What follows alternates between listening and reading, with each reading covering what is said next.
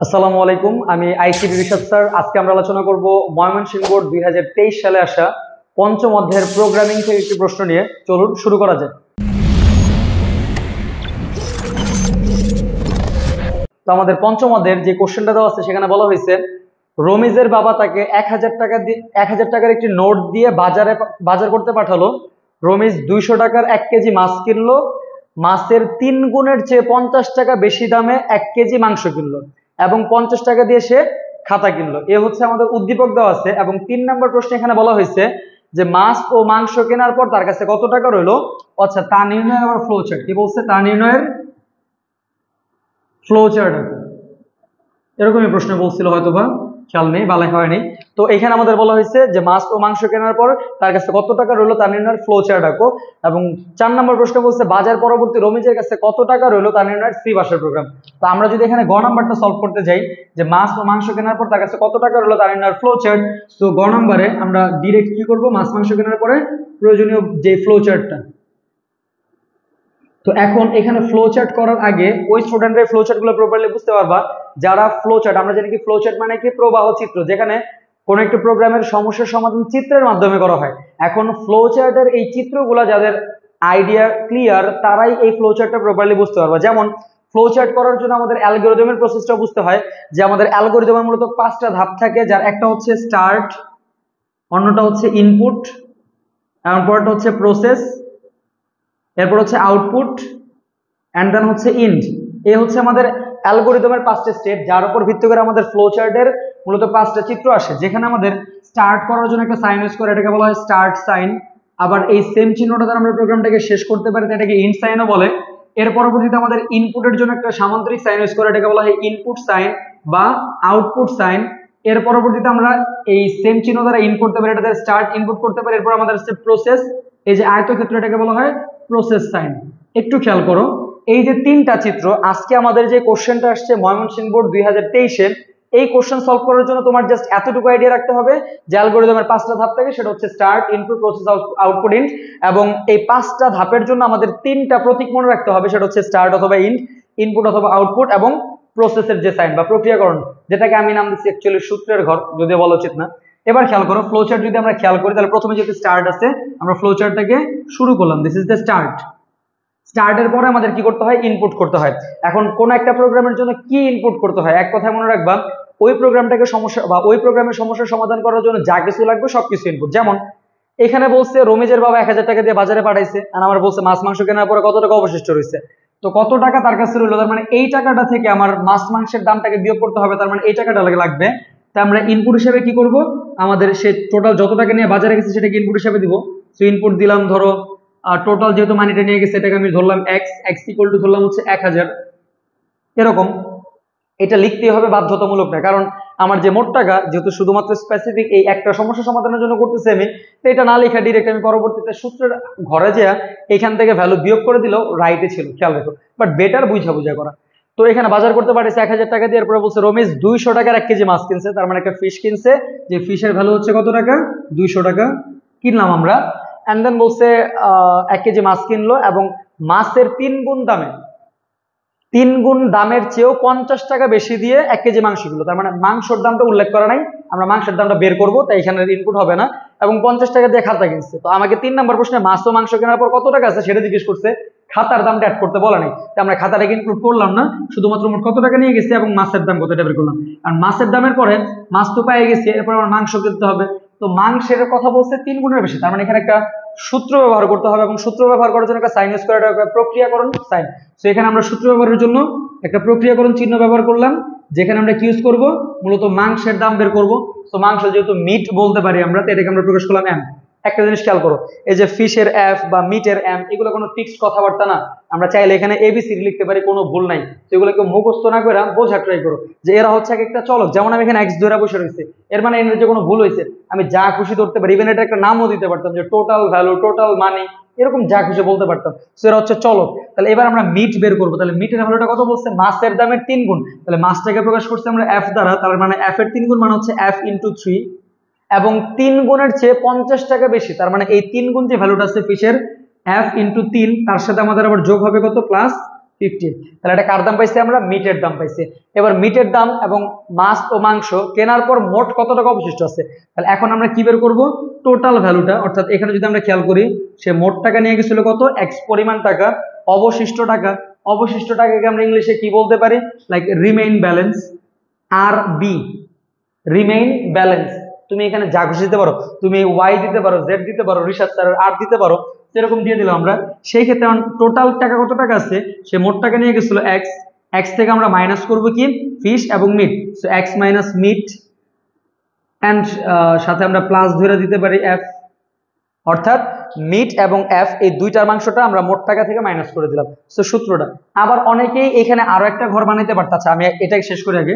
তো এখানে আমরা ডিরেক্ট ফলাফল পাই গেছে, এটা আমরা প্রিন্ট দিয়ে দিতে পারি। দিলাম আমরা প্রিন্ট আরবি, রিমেইন ব্যালেন্স বা অবশিষ্ট টাকা। দেন কাজ শেষ আমরা এটাকে ইন্ট করতে পারি। এ হচ্ছে আমাদের algorithm flow chart. Start, input, process. এই দুটো হচ্ছে আমাদের প্রসেসিং পার্ট। এরপর হচ্ছে আউটপুট, এটা হচ্ছে আউটপুট, এটা হচ্ছে ইন্ট, ডান। এখন প্রসেসিং এখানে আমি দুইটা দিয়ে করছি, অনেক স্টুডেন্টরা তিনটা দিয়েও করতে পারে। যেমন এইটার পরবর্তীতে কেউ চাইলে এরকম করতে পারতা যে তুমি ধরো টোটাল মাছ মাংসের একটা দাম দিতে পারতা যে এফ এম, যে মাছ মাংস সমান সমান আমি ধরে নিলাম যে এফ প্লাস এম, অথবা এখানে যদি এফ এম মিলে যেতেছে যেটা ধরলাম আমরা এ সমান সমান বলতে পারতাম F plus M. And then যে তোমরা বের করতে পারতা আরবি, অর্থাৎ এখানে যদি আরবি বের করতাম তাহলে এখানে তখন কত আসতো? আরবি সমান এ, সরি যেহেতু আমরা মোট টাকা এক্স মাইনাস এ ধরতে পারতাম, এন্ড দেন এইখান থেকে আরবি প্রিন্ট। অর্থাৎ আমি যদি এইভাবে করতাম তাহলে এখানে আমার আরো একটা ধাপ বৃদ্ধি পাইতো। সেখানে আমি একটা ধাপ শর্টে করছি। যদি তোমাদের মাথায় কাজ করে তাহলে শর্টে করো, না করলে এরকম মাছ মাংসের যোগফল আগে বের করে আনো, তোমাদের ব্যক্তিগত ব্যাপার। এই হচ্ছে আমাদের 3 নাম্বার। মাছ ও মাংস কেনার পর তার কাছে কত টাকা অবশিষ্ট রইলো? অবশিষ্ট টাকা হচ্ছে মোট টাকা থেকে মাছ মাংসের মূল্যটাকে আমি বিয়োগ করে দিছি, সেই ক্ষেত্রে যে ফলাফলটা পেয়েছি এটা হচ্ছে মাছ মাংস কেনার পর অবশিষ্ট টাকা। আশা করি বুঝতে পারছো। এবং 4 নাম্বার প্রশ্ন বলছে বাজার পরবর্তী রমিজের কাছে কত টাকা রইলো। বাজার পরবর্তী বলতে সে মাছ কিনছে, মাংস কিনছে, সাথে আবার খাতা কিনছে। তার মানে সবকিছুকে যোগ করে আমি যদি 1000 টাকা থেকে বিয়োগ করে দিই তাহলে তার আবার অবশিষ্ট কত টাকা পাওয়া যাবে। আবার সেটা আবার কি বের করতে বলছে? সি ভাষার প্রোগ্রাম। তাহলে এখন যদি এটা ছিল ফ্লো চার্ট, সবাই দেখো start, input, process, output, int, এই 3টা চিত্র ব্যবহার করে সম্পূর্ণ প্রোগ্রাম করা হয়েছে। চাইলে আমরা আবার একটু মডিফাই করেও এক্সট্রাও করতে পারতাম। এই স্টাইলে না করে আমরা এখান থেকে স্টাইল, অর্থাৎ এখান থেকে আমরা এরকম দিতাম। আচ্ছা আবার খেয়াল রেখো, এই স্টাইলে করলে আবার এইটা কিন্তু লাগে না, তো তখন আমাদের দেখা যেতেছে এটা এটা এটা এটা হয়ে যেতেছে। বুঝছো কথাগুলো? তো আর ভাই বোনা যে ইউটিউবের স্যারেরা 2 রকম ভাবে করে বা 2টা করছে, একই জিনিসটা কি বানানো রেখেছে লাইক দিস, আমরা 2 ডিফারেন্ট ওয়েতে করছি। এখন প্রশ্ন বলছে 4 নম্বরে বাজার পরবর্তী রমিজের কাছে কত টাকা রইলো তা নির্ণয় সি প্রোগ্রাম। তাহলে সি প্রোগ্রামের জন্য আমাদের প্রথমে ইউজ করতে হবে কি? সি প্রোগ্রামের বেসিক স্ট্রাকচার। তো এখানে আমি একটা স্ট্রাকচার ব্যবহার করতেছি, হ্যাশ ইনক্লুড, দেন হচ্ছে stdio ডট ইট, এন্ড দেন আমি ইউজ করলাম ইন্টিজার মেইন ফাংশন। এখন অনেক স্টুডেন্টদের এই জায়গাগুলোতে প্রবলেম থাকে, মনে হয় যে ইউটিউবে এক স্যার একরকম করতেছে, আরেক স্যার আরেক রকম করতেছে, কলেজের টিচার একরকম করে, কোচিং এর টিচার একরকম করে। অ্যাকচুয়ালি প্রোগ্রামিং এর বিষয় এরকম না। আমরা প্রোগ্রামিং এর জন্য মূলত 3টে স্ট্রাকচার ব্যবহার করতে পারি। যারা আমাদের অনলাইন বা অফলাইন ক্লাসগুলোতে জয়েন করো বা অনলাইন বা অফলাইন ক্লাসে আসো তারা এই স্ট্রাকচারগুলো সম্পর্কে জানো। তো এই 3টে স্ট্রাকচারের মধ্যে আমি একটা স্ট্রাকচার মেনটেন করতেছি যেটা মোস্ট স্ট্যান্ডার্ড। এছাড়াও তোমাদের টেস্ট পেপার বা গাইডে ডিফারেন্ট স্ট্রাকচার আছে। তো স্ট্রাকচারে কোনো কাজ হয় না, এটা যে তোমার কোনো ঝামেলা নেই, তুমি যে কোনো একটা স্ট্রাকচার ফলো করলে চলবে। বাট কাহিনী হচ্ছে সেকেন্ড ব্র্যাকেট থেকে লাস্ট সেকেন্ড ব্র্যাকেট পর্যন্ত এই বিষয়টা একটু ভালো করে খেয়াল করবা।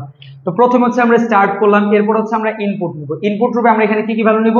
মোট টাকা 1000, যেটাকে আমি শুরুতে বলছিলাম যে নিলেও নিতে পারি, আবার না নিলে ডাইরেক্ট সূত্রের মধ্যে ব্যবহার করতে পারি। আপাতত আমি নিতেছি, তো এখানে ধরলাম আমি ইন্টিজার x ইকুয়াল টু কত আছে?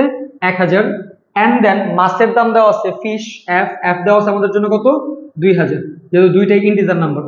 এখানে আমরা আরো কয়েকটা জিনিস বের করব, সেটা হচ্ছে মাংসের দাম বের করব, যেটাকে আমরা মিট এম দিয়ে প্রকাশ করছি। এছাড়া খাতার দাম, সো পেপার, এটাকে আমরা পি দিয়ে প্রকাশ করতে পারি। এছাড়াও আর কিছু লাগবে? আচ্ছা টোটাল, আমরা এখানে টোটাল বের করব। সো টোটাল বের করবো বলতে তার বাজার করতে মোট কত টাকা খরচ হচ্ছে, অর্থাৎ পি এম এফ সবগুলোর যোগ করব, এটা ধরলাম। সো এটা আমরা বের করব, এন্ড দেন অবশিষ্ট টাকা বের করব। তো এই অবশিষ্ট টাকার জন্য আমরা আরো একটা চলক ধরলাম, নাম হচ্ছে আরবি। তার মানে এই যে পার্টটা, এটাকে বলা হয় মেইন ফাংশনের ডিক্লারেশন পার্ট। যে ডিক্লারেশন পার্টে আমরা কি করব? চলক ঘোষণা করব। আমার এই প্রোগ্রামটা সলভ করতে কি কি লাগবে? মোট টাকা লাগবে, সেটাকে আমি ডিক্লেয়ার করছি। মাছের দাম লাগবে, ডিক্লেয়ার করছি। মাংসের দাম বের করতে হবে, সেটাও ডিক্লেয়ার করছি। মাংসের দাম বের করার জন্য আমি এটাকে ইউজ করব, সেটা লিখে দিছি। পি, আমি এখানে পেপার কিনছি 50 টাকার, সেটা ইউজ করব। টোটাল, আমি টোটালটাকে বের করব হচ্ছে এই মাছের দাম, মাংসের দাম এবং পেপারের দাম, তিনটাকে যোগ করার জন্য একটা ভ্যারিয়েবল ধরছি, নাম হচ্ছে টোটাল। আরবি মানে হচ্ছে ধরছি আমি রিমেইন ব্যালেন্স। রিমেইন ব্যালেন্স হচ্ছে এই এক্স এর থেকে এইটার যোগফলটা, অর্থাৎ টোটালটাকে বাদ দিলে যেটা পাওয়া যাবে। অর্থাৎ সি প্রোগ্রামের সময় তোমাকে মনে রাখতে হয় যে তুমি এই প্রোগ্রামের ভিতরে কয়টা ফাংশন বা কয়টা চলক ব্যবহার করতে চাও। তো যে কয়টা চলক ব্যবহার করতে চাও সবগুলো চলককে তোমার প্রোগ্রামের শুরুতে ডিক্লেয়ার করতে হয়। তো ডিক্লেয়ার করলাম। বাট যারা আমাদের স্টুডেন্ট আছে তারা ভালো করে জানো যে আমরা অ্যালগরিদম ফ্লো চার্টে এই যাবতীয় কাজগুলো কমপ্লিট করে আসছে, খেয়াল রাখবা। তো এখানে আমাদের যেহেতু প্রপারলি ইনপুট যে দুটো আছে, ভ্যালু দেওয়া আছে, তাই প্রিন্ট স্ক্যানের কোনো দরকার নাই। এখানে প্রথমে আমরা মাংসের দাম বের করব, দিলাম আমরা এম। মাংসের দামটা কিভাবে বের করব, মাছের দামের 3 গুণ, তার মানে f ইন্টু 3, তার থেকে আবার 50 টাকা বেশি প্লাস 15। তাহলে এখানে এম এর দাম বের হয়ে গেছে। এরপরে মাংস বের হয়েছে, মাছ বের হয়েছে, পেপারের দাম 50 টাকা দেওয়া আছে। ও পেপার যেহেতু 50 টাকা দেওয়া আছে, আমরা কিন্তু এখানে পিটাকে উল্লেখ করতে পারতাম, অর্থাৎ আমরা চাইলে এখানে বলতে পারতাম পি 50 টাকা, আরো বেটার হইতো। দেন কমা দিয়ে আমরা লিখলাম হচ্ছে এম, আরো বেটার হতো, যেহেতু মান দেওয়া আছে তার মানে আমরা ডিক্লেয়ার করলাম। এরপরে আমরা যদি টোটাল বের করতে চাই, অর্থাৎ সে টোটাল কত টাকা খরচ করছে, টোটাল খরচ করছে মাছ কিনছে 200 টাকার এফ, প্লাস পেপার কিনছে পি, প্লাস মিট কিনছে এম, এমটা আমরা নির্ণয় করছি প্লাস এম। এ হচ্ছে সে মোট কত টাকার বাজার করছে টোটাল। এন্ড দেন তার কাছে অবশিষ্ট কত টাকা আছে, দ্যাট ওয়াজ কল্ড আরবি। তাহলে আমরা ডিক্লেয়ার করলাম আরবি। আরবি সমান সমান এখানে কি আসবে, সে টোটাল কত টাকা নিয়ে গেছে সেখান থেকে মোট বাজারটাকে বিয়োগ করবো, অর্থাৎ টোটাল নিয়ে গেছে x টাকা, লিখলাম x, এখান থেকে বিয়োগ করবো সে মোট কত টাকা খরচ করছে, খরচ হচ্ছে কত, টোটাল পরিমাণটাকে যে দিলাম টোটাল। তাহলে এই হচ্ছে আমার আরবি, হচ্ছে আমাদের ফলাফল। এটা এখন আমরা প্রিন্ট করে দিব, মানে আউটপুট হিসেবে প্রিন্ট করব। প্রিন্ট করার জন্য প্রিন্টএফ ফাংশন, এখানে কাকে প্রিন্ট করব, আরবি, যেহেতু এটা একটা সংখ্যা হবে তাই এখানে দিলাম %d, এন্ড দেন আমরা কমা দিয়ে কি করব, এটাকে ডিক্লেয়ার করে দিব, সো আরবি। This is called the execution of result. And then আমরা প্রোগ্রামটাকে শেষ করব, যেহেতু আমি ইন্টিজার মেইন বলছি তার মানে এখানে আমি ইউজ করতে পারি return 0 function for close and then second bracket. So start করলাম এন্ড ইন্ড করলাম। তো আমি এখানে যে স্ট্রাকচার ইউজ করছি, তোমরা এই 3 লাইন স্টার্ট আর এই 2 লাইন ইন্ডের জন্য ভাবতে পারো। আর মিডলের যে পার্টটা আছে এটাতে তোমরা যে কোনো প্রোগ্রাম করতে পারো, অর্থাৎ তোমাকে স্টার্ট করতে হবে, ইনপুট নিতে হবে, দেন প্রসেস করতে হবে। প্রসেসের জন্য 3টা লাইন করছে, আউটপুট দিচ্ছি, ইনপুট দিচ্ছি আর ইন্ড করছি। তো এই হচ্ছে তোমাদের বোর্ডের কোশ্চেন, ময়মনসিংহ বোর্ড সম্ভবত 2023 এর কোশ্চেন ছিল এটা। তো আশা করি সবাই বুঝতে পারছো। কারো যদি কোথাও সমস্যা থাকে আমাদের কমেন্ট বক্সে জানাতে পারো। এছাড়াও সি প্রোগ্রামকে বা তোমাদের ইন্টারমিডিয়েট ফিফথ লেসনের সম্পূর্ণ বিষয়টা অ্যালগরিদম ফ্লোচার্ট এবং সি প্রোগ্রামকে প্রপারলি শেখার জন্য আমাদের হোয়াটসঅ্যাপে আমাদের সাথে যোগাযোগ করতে পারো, আমাদের ফেসবুকে আমাদের সাথে কমিউনিকেট করতে পারো, আমাদের ইনস্টাগ্রাম অ্যাকাউন্ট অথবা ফেসবুকে আমাদের সাথে সরাসরি অথবা হোয়াটসঅ্যাপে আমাদের সাথে সরাসরি কথা বলতে পারো। তো আশা করি সবাই বুঝতে পারছো। আমাদের পরবর্তী ভিডিও খুব শীঘ্রই আসছে। আমাদের পরবর্তী ভিডিওগুলো পাওয়ার জন্য আমাদের চ্যানেলটাকে লাইক দিয়ে সাবস্ক্রাইব করে পাশে থাকুন। ধন্যবাদ।